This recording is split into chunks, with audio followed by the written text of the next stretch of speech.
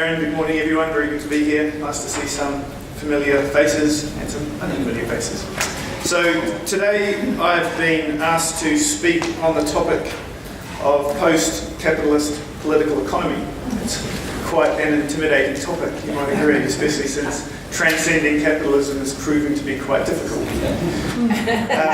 Capitalism certainly isn't going to lie down like a lamb at the polite request of left-leaning environmentalists, which highlights the importance of the question of strategy, the question of how and where to best invest our time and energy and resources if we genuinely seek what this conference is calling a new economy. Attempting to save capitalism through green growth is increasingly recognised as little more than neoliberal ideology, the function of which is to entrench the status quo while pretending to change. At the same time, having hopes for a proletarian uprising that institutes a eco-socialist utopia governed by an enlightened, centralised state seems equally misconceived. This has led critical theorist Frederick Jameson to declare that it is today easier to imagine the end of the world than the end of capitalism, although perhaps that speaks more to the sterility of contemporary political imagination than it does about our futures. Today what I want to do is share some thoughts on what might come after capitalism and perhaps more pertinently how we might manage and drive this transition by design rather than disaster.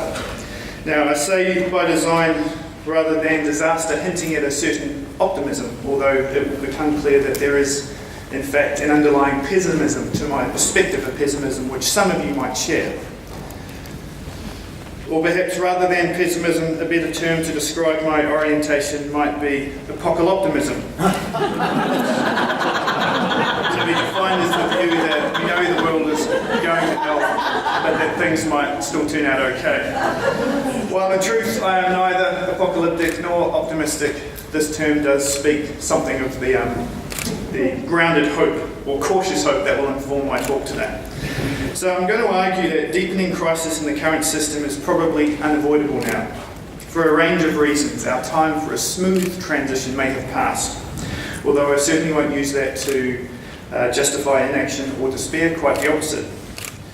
Indeed, the instability created by systemic crisis may be one of the prerequisites to deep societal change, unsettling though that is to admit. And our challenge will be to turn deepening crises into opportunities as they emerge to create something other than capitalism. A post-capitalist society that better accords with our hopes and values of social justice, ecological viability, and human flourishing. If capitalism is coming to the end in coming years or decades, as it collides with various ecological and financial limits, we can ask ourselves, how can we proactively design the end of capitalism rather than wait for its collapse? Or, even if necessary, how can we design the collapse of capitalism that makes the best of a bad situation? These are the questions of an apocalyptimist. Over the last 10 years, I've been advocating for a degrowth process of planned economic contraction, about which I'll have more to say shortly. And today I'm going to use this alternative economic paradigm to frame and analyse the political economy of post-capitalism. In doing so, I will highlight the role grassroots social movements and alternative economic experiments may need to play prefiguring degrowth economies and creating the cultural conditions for a macroeconomics and a politics beyond growth to emerge. I don't expect anyone to like the terminology of degrowth. I know very well it is an ugly term, and it may never be the banner under which social movements or political movements march. But as a slogan for justice and sustainability, I feel degrowth captures an essential insight insofar as it directly evokes, more clearly than any other term, the need for planned contraction of our energy and resource demands of overgrown economies, including Australia. And that is an agenda that mainstream economic and political discourse refuses to acknowledge. So what might the prerequisites for a degrowth transition be? A couple of months ago, a paper came out by a Danish political economist called Herbert Buch Hansen who outlined a conceptual framework that I think is useful for thinking about how paradigm shifts in political economy occur.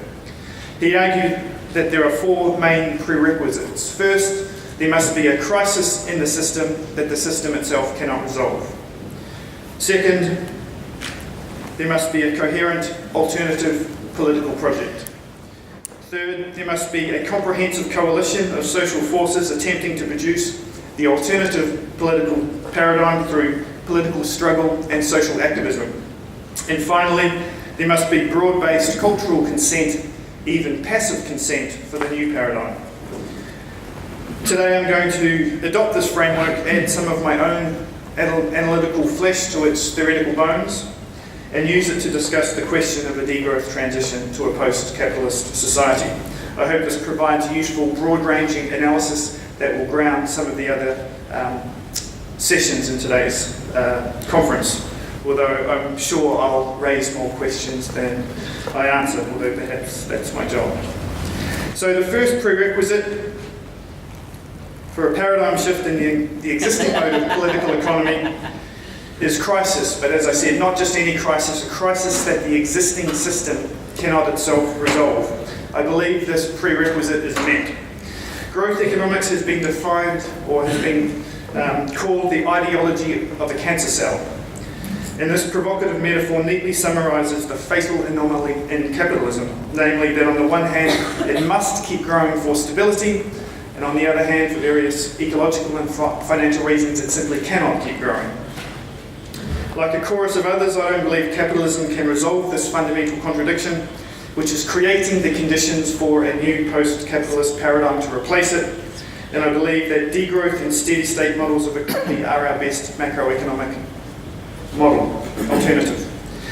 The clearest way to understand the multidimensional crisis of capitalism is to grasp the limits to growth predicament, which I'll now review very briefly, and this will also help me frame and analyse the post-capitalist alternative. So by all range of indicators, the global economy is now exceeding the sustainable carrying capacity of the planet. Climate change is perhaps the most prominent ecological transgression, but there is obviously biodiversity loss, resource depletion, pollution, deforestation, and a long list of other deeply unsustainable impacts of which we will all be too familiar with. In the haunting words of James Lovelock, the face of Gaia is vanishing. It's important to understand the extent of ecological overshoot, because responding appropriately to the global predicament depends on a clear understanding of our situation. The ecological footprint analysis indicates that the global economy would now need 1.7 planets if it were to be sustainable over the long term. If the Australian or United States way of life were globalised, we would need 4 or 5 planets, implying a need to reduce our first world impacts by 75 to 80%. This is an imperfect measure of ecological accounting, but even most critics of this ecological footprint analysis tend to argue that it underestimates our ecological impacts. Despite the global economy being in this state of ecological overshoot, it is also known that there are billions of people around the planet who are, by any humane standard, under-consuming. If these people are to raise their living standards to some dignified level of material sufficiency, as they have every right to do, it is likely that this will place more burdens on already overburdened ecosystems. To make matters more challenging still, there are now 7.6 billion people on the planet, a global population that is increasing by about 200,000 people every day. The latest UN predictions suggest that we're going to hit about 9.8 billion by mid-century and more than 11 billion by the end of the century. All this calls radically into question the legitimacy of continuous economic expansion and rising material living standards in the already rich nations like Australia. And yet, despite the fact that humanity is already making grossly unsustainable demands on a finite biosphere, all nations on the planet, including or especially the richest, are seeking to grow their economies without apparent limit. It is assumed that a larger economy is always better, that ongoing growth is necessary for progress.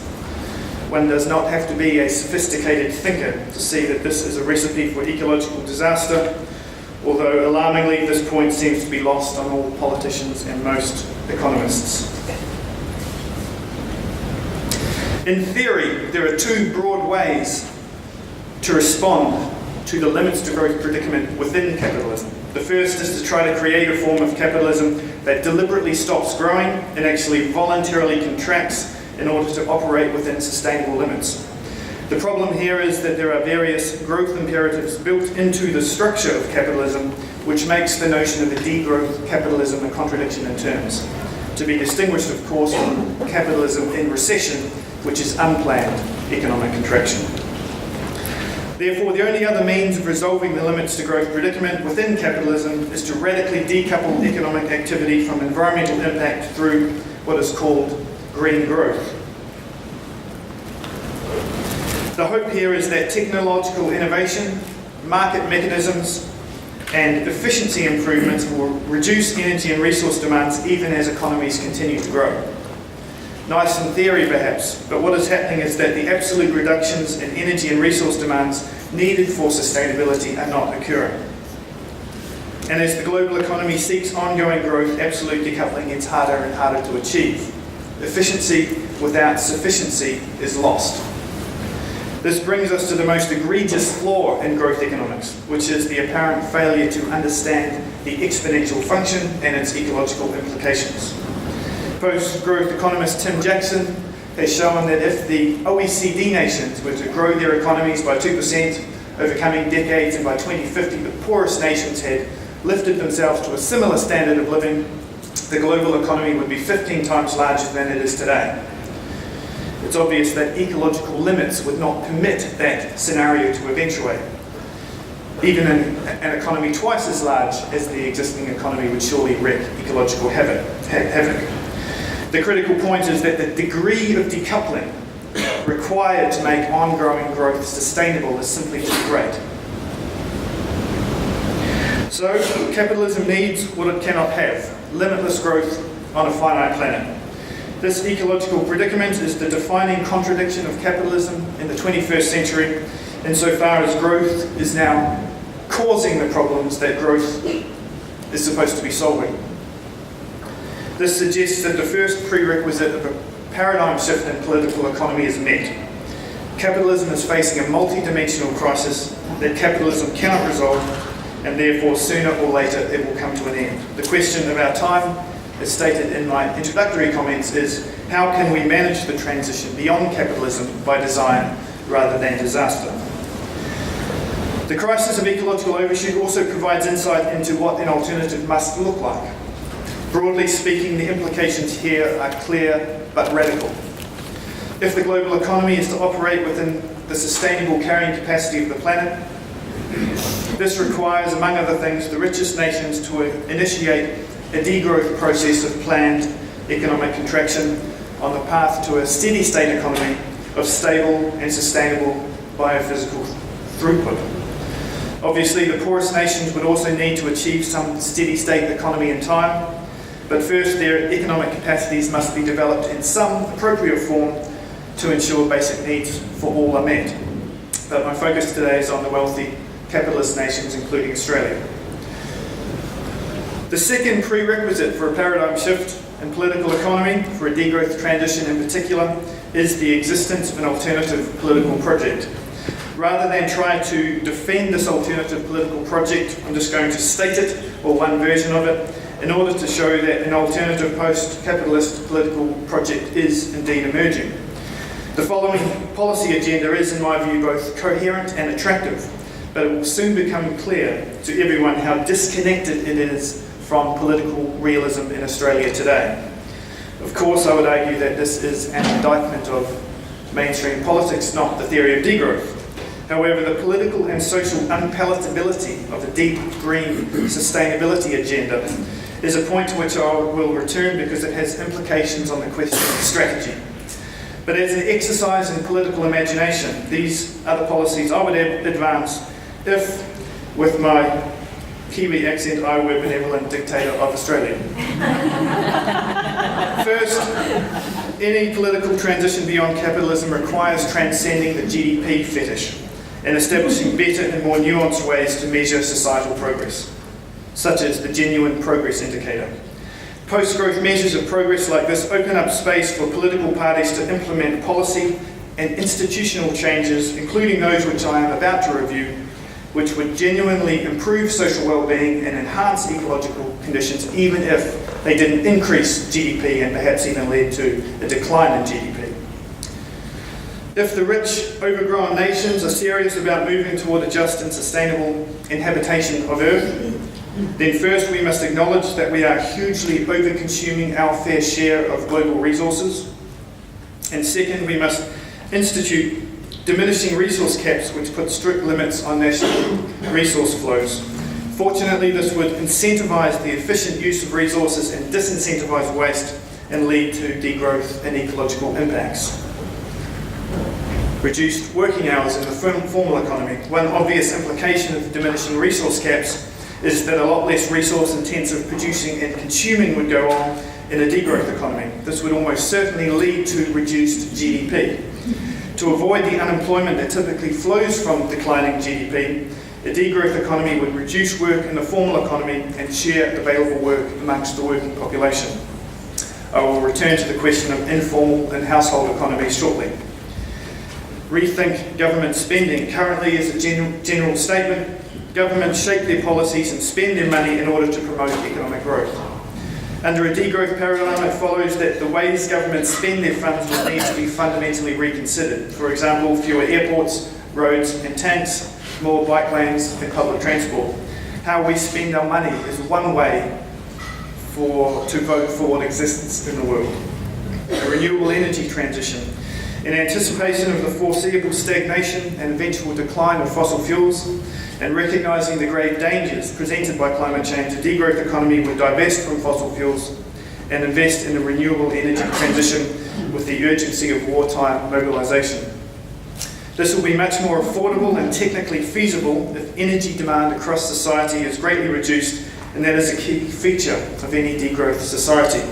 The energy transition cannot involve simply greening the supply of energy. It must also involve greatly reduced demand. This means anticipating and managing what David Holmgren calls the energy descent future. Banking and finance. Our systems of banking and finance currently have a growth imperative built into their structures. Any degrowth society would have to create systems that did not require growth for stability. Debt jubilees would probably be required, especially with respect to the poorest nations. Banking and finance aren't my areas of expertise, so I'll move on before I get into trouble. But my point is that any post-growth transition is going to require deep changes to the most fundamental banking, monetary and financial institutions of capitalism. Population policies. This is always controversial territory, especially in an age of Trump, but the logic is compelling.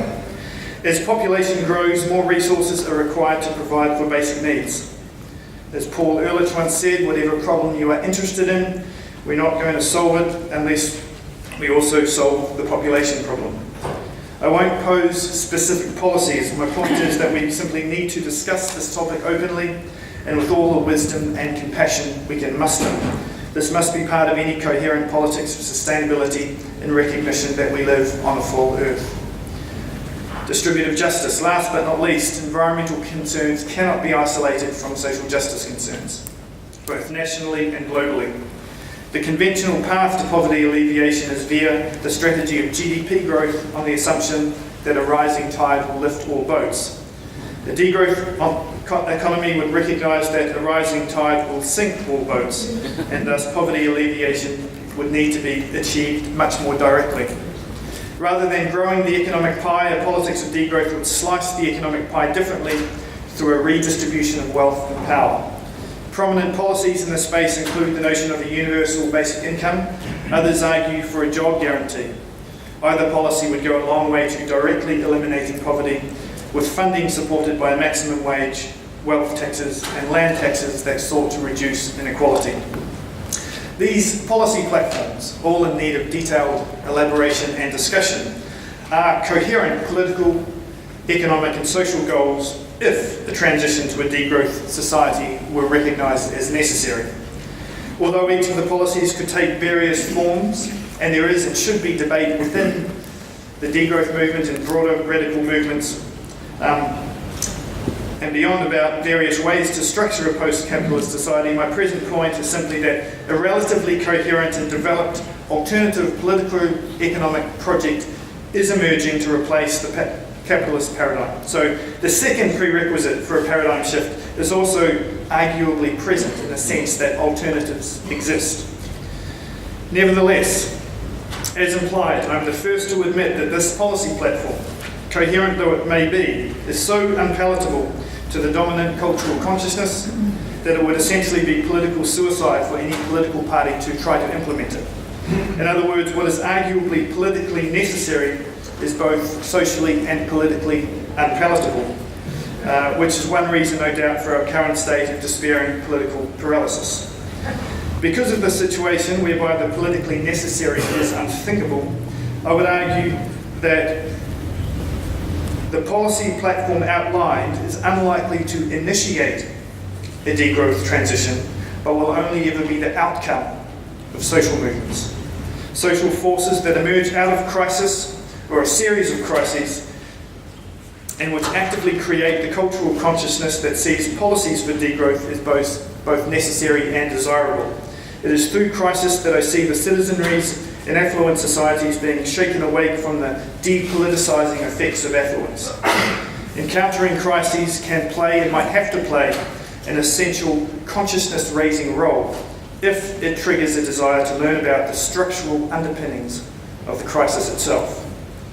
While I do not deny the need for and desirability of deep structural changes in the nature of our economic and political systems, what I am proposing is that a post-capitalist government may only be the outcome, not the driving force of such a transition, and that our best hope for inducing a degrowth transition by design is to build a post-capitalist economics from below, within the shell of the current system that is currently in the process of deteriorating. Waiting for governments would be like waiting for Godot, a tragic comedy in 2 acts in which nothing happens twice.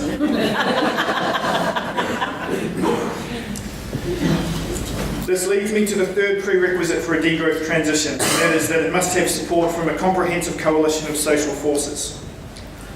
I can be especially brief on this point, important though it is, because this conference itself presents a diverse portfolio of such forces. It seems to me that many, if not most, of the sessions throughout the weekend are inspiring examples of post-capitalism in practice, in the sense that they are exploring modes of economy that are transcending the profit motive for the common good, or simply building new forms of informal or household economies beyond the market. These can easily be seen to be prefiguring aspects of a degrowth economy, even if that terminology is not used. I'll just mention 4 key features of a post-capitalist economy that I see emerging from the grassroots up, features which I feel must scale up if degrowth is to eventuate. First, non-monetary forms of the sharing economy, whereby communities self-organise to share resources in order to save money and avoid significant amounts of production. Indeed, this is a key feature of why a degrowth economy could still thrive even when the economy is contracting. Produce much less, but share much more. This is part of what efficiency means in a degrowth economy. We can create common wealth through sharing. Second, a degrowth economy is likely to require a transformation of the household economy, away from merely being a place of consumption and into a place of production and self-provision. On this topic, there is no better place to look than the work of permaculturalist David Holmgren, who is speaking at various times throughout the conference and whose insights here are utterly indispensable. I won't attempt to anticipate what David will do perfectly well in later sessions, other than to note 2 reasons why a resurgence of household economies is central to a degrowth paradigm. First, by producing more within the household, less time is needed to work in the formal economy, leaving more time outside the market for social activism and community engagement. This strategy is about escaping capitalism in order to erode it, that is, building the new economy within the shell of the old. Secondly, if financial crises deepen in coming years, the household economy may be an essential means of meeting basic needs. So the task is to prepare now for what may well prove to be harder economic times ahead. We should aim for sustainability, but we may have to settle for resilience. The third key feature of a degrowth economy involves significant localisation of economy. Moving toward an economy where local needs are predominantly met through met with local resources shortening the chain between production and consumption. There is a session on bioregional economies tomorrow morning, which looks like it also draws on Kate Rayworth's excellent book, Donut Economics. Finally, for want of more time, I'll just note that any post-capitalist economy is going to require new forms of business enterprises by moving away from profit-maximising shareholders, which are often owned by absentee shareholders, toward an economy where worker cooperatives, community enterprises and not-for-profit models are the dominant forms of economic organisation, paying people living wages but reinvesting any surpluses back into the community. Again, there are various sessions that touch on these issues that speak to the goal of creating economic and social systems in which wealth and power are held in common rather than concentrating it in private hands. It seems to me that these alternative modes of economy and many more besides are bubbling everywhere underneath the surface, which is a hopeful sign. But one must also admit that often these transgressive experiments remain small and marginalised within and by the dominant modes of economy. So in terms of the third prerequisite for a post-capitalist transition, we might have to conclude that the social forces are mobilising but have not yet been able to scale up to positively disrupt the dominant paradigm. Presumably, one of the purposes of this conference is to help change this. The final prerequisite for a post-capitalist degrowth transition is broad-based cultural consent. As I said, passive consent may suffice here without the majority of people actively seeking degrowth or something like it. This really is a critical element in any planned transition in political economy, and one that currently does not exist in terms of degrowth. It seems that the majority of people, certainly in Australia, either do not think that degrowth or what it represents is necessary, or if they do not like what it means in terms of reduced and transformed consumption and production practices. I think there are two main reasons why culture is not yet ready to embrace degrowth. The first reason is a deep-seated techno-optimism that shapes cultural thinking about environmental problems. This view assumes that technology and market mechanisms will be able to resolve the crises of capitalism without system change and without even much in terms of lifestyle change. In other words, the zeitgeist of our time seems to be that consumer affluence is consistent with justice and sustainability, because it is assumed that efficiency improvements in modes of production will be able to produce green growth without having to rethink consumption practices.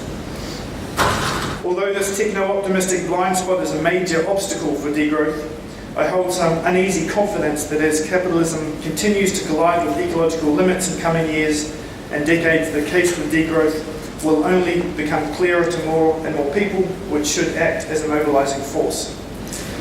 However, even if the crises of capitalism deepen and the majority of people come to desire a post-capitalist political economy, it does not follow that a degrowth economy is what they would demand.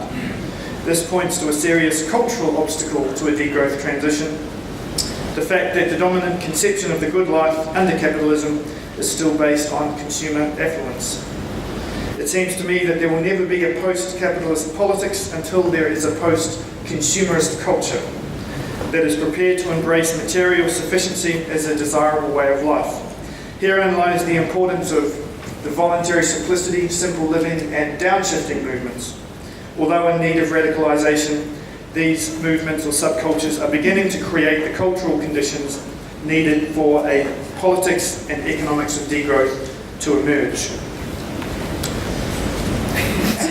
My presentation is about to end. Relax. Let me conclude.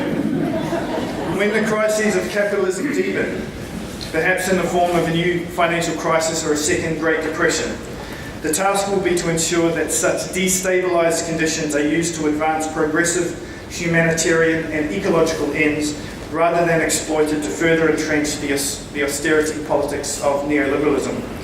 I recognise, of course, that the latter remains a real possibility, as did the arch-capitalist Milton Friedman, who expressed the point in these terms.